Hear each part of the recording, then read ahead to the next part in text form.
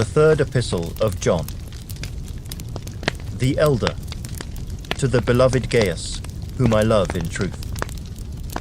Beloved, I pray that you may prosper in all things, and be in health, just as your soul prospers.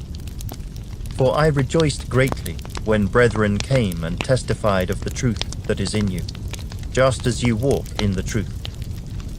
I have no greater joy than to hear that my children walk in truth.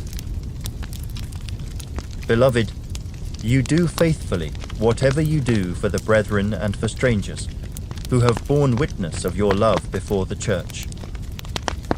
If you send them forward on their journey in a manner worthy of God, you will do well, because they went forth for his name's sake, taking nothing from the Gentiles. We therefore ought to receive such, that we may become fellow workers for the truth.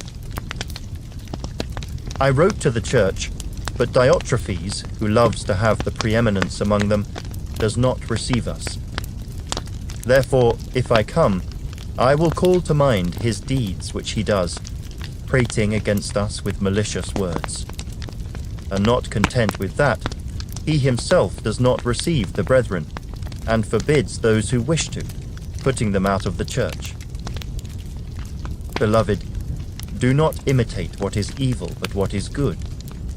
He who does good is of God, but he who does evil has not seen God.